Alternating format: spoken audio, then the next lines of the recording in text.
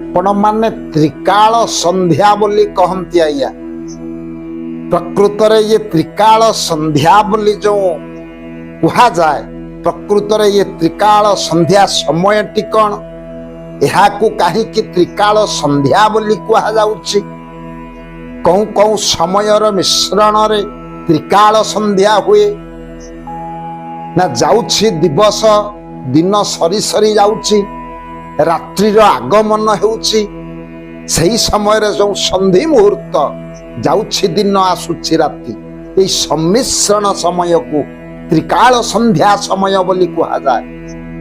तेणु आपण मानक आगरे जो कथा वस्तु मु उपस्थापन करने को जाउछि ये जो त्रिकाल संध्या कथा कहली ये होछि आया संधि समय भारी गुरुत्वपूर्ण समय। तेणु ये गुरुत्वपूर्ण समय रे आपण माने कौन करवा उचित कौन करवा उचित नुह यही विषय रे सम्यक धारणा देबा पाई मु आज त्रिकाल संध्या विषय रे आलोचना जारी रखुछि।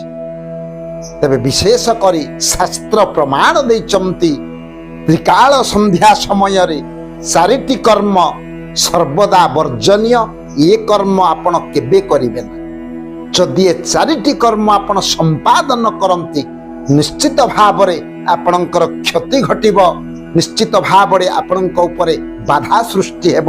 तेणु ये चारि कर्म को केबे आपण संपादन करिवे ना त्रिकाल संध्या समय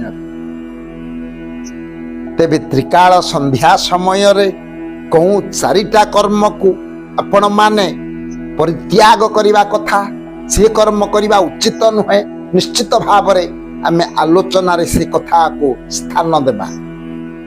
प्रथम कथा हला त्रिकाल संध्या समय रे आपण आहार करिवे ना बा खाद्य ग्रहण करिवे ना। तेबे ये त्रिकाल संध्या समय रे आपण जदि खाद्य ग्रहण करंती खाद्य ग्रहण करिवार उचित समय एटा नुह। खाद्य केते बेले ग्रहण करिवा उचित ना प्रकृत रे दिवस रे आपण खाद्य ग्रहण करिवा उचित। तेबे आपण कहिबे जदि दिवस रे खाद्य ग्रहण करिवा उचित आमे तो रात्रि समय रे मध्य भोजन ग्रहण करूछु। तेबे दिवस केमिति ना सूर्यायणी चंद्रायणी जोड़िए रे आज्ञा ये शरीर परिचालित होछि। गोटा सूर्यपुड़ा एवं गोटा चंद्रपुड़ा बाम नासापुड़ा टिको आज्ञा चंद्रपुड़ा बोली कहा जाए। ये चंद्र रे जते बेले आज्ञा बाम नासापुड़ा रे निश्वास प्रभावित होता है सेतिक बेले रात्रि बोली आज्ञा धरा जाए। एवं दक्षिण नासापुड़ा ये हला दिन समय जेतेबेले ये दक्षिण नासापुड़ा रे वायु प्रभावित हुए अधिकंतु आपणकर वायु प्रभावित हुए दक्षिण नासापुड़ा रे सेतिकी बेले दिवस बोली विचार करा जाए। तेणु त्रिकाल संध्या समय रे खाद्य ग्रहण करिवा उचित नुह। जदि आपण खाद्य ग्रहण करंती निश्चित भाव रे उदर रोग रे आपण प्रपीड़ित हेबे। एमिति उदर रोग रे प्रपीड़ित हेबे आज तो देखुचंती समाज रे अधिकांश उदर रोग रे प्रपीड़ित अम्ल रोग रे समस्त आक्रांत होचंती। काहे कि आया समय समय रो विचार आमे रखि पारुना शास्त्रर निगूढ़ रहस्य को आमे उपलब्धि करि पारुना।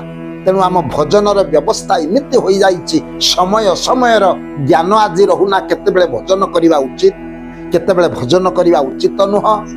तेबे त्रिकाल संध्या समय रे भोजन करिवा केबे उचित नुह दिवस रे भोजन करिवा उचित। एवं दक्षिण नासापुड़ा रे जेतेबेले वायु प्रभावित हेउथिबो अधिकंतु भाव रे सेतिकी बेले जदि आपण खाद्य ग्रहण करिवे निश्चित भाव रे शरीर प्रति आपणकर शुभप्रद हबो।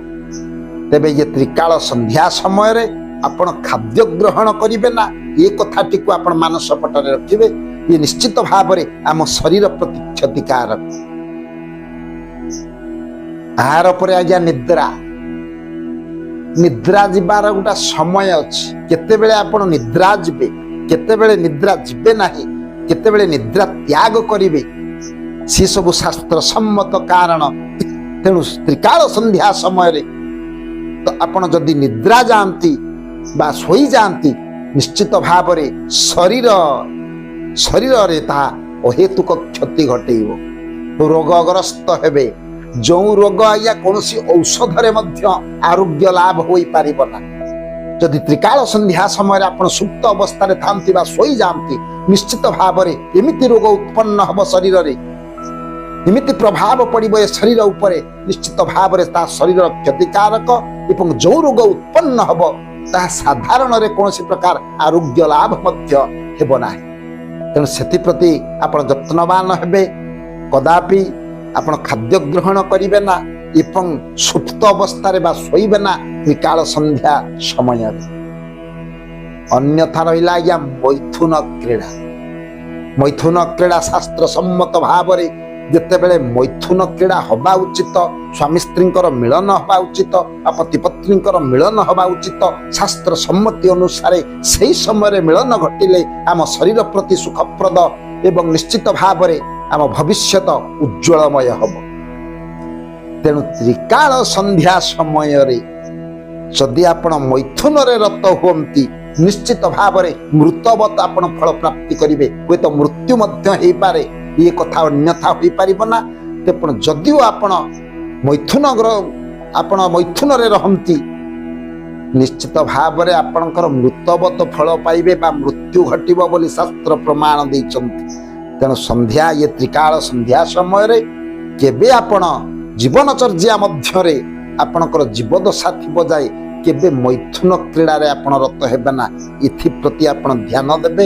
एहा मृतवत फल प्रदान करिबा आपणक। एवं चतुर्थ रे हला विद्या अध्ययन। विद्या अटई महाधन बालके कर उपार्जन। जदि आपण विद्या अध्ययन करिवे निश्चित भाव रे उपयुक्त समय रे विद्या अध्ययन करिवा उचित। त्रिकाल संध्या समय रे जदि आपण विद्या अभ्यास कर्म रे लिप्त रहिबे बा विद्या अभ्यास करिवे विद्या आपण को ज्ञान प्रदान करिबो करे। निश्चित भाव रे जने विद्या पठन कला परे ज्ञान उदय हुए ता अंतर मध्य रे। किंतु त्रिकाल संध्या समय रे जदि आपण विद्या अभ्यास करंती तार कुप्रभाव ए शरीर ऊपर एमिति आया पड़िबो जद्वारा आपणकर ज्ञान भ्रष्ट हबो। जो विद्या ज्ञान प्रदान करिवा कथा तेबे त्रिकाल संध्या समय रे जदि आपण विद्या अध्ययन करंती निश्चित भाव रे विद्या बुद्धि सबु निश्चित विनाश हो जीव। आपणकर ज्ञान उदय हवा परिवर्तन रे अज्ञान आपणक निकट को आसीबो। प्रकृत रे ज्ञाना लोक आपण दर्शन करि पारिबे ना। तेणु प्रकृत रे त्रिकाल संध्या समय रे केबे आपण विद्या अध्ययन करिवे ना विद्या को अभ्यास जारी रखिबे। स्वल्प समय कथा वस्तु ये त्रिकाल संध्या कथा आपण मान को आगरे मु उपस्थापन कली। ये जो त्रिकाल संध्या ये होची संधि समय भारी गुरुत्वपूर्ण समय। ये त्रिकाल संध्या समय रे आपण ये चारि कथा को जदि वर्जन करिवे निश्चित भाव रे आपणकर जीवनचर्या आपणकर सांसारिक पथरे जो चलीचंती ये संसार पथ आपणकर उज्ज्वलमय हब। स्वल्प समय कथा वस्तु को मैं विश्राम दउछि। परवर्ती अध्याय रे आउ गोटे सुंदर कथा वस्तु नहीं आपण मान को आगरे मु उपस्थापन करी। से सर्वे भवन्तु सुखिनो सर्वे सन्तु निरामया सर्वे भद्राणि पश्यन्तु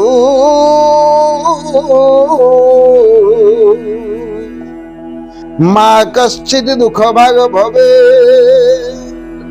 ओम शांति ओम शांति ओम शांति।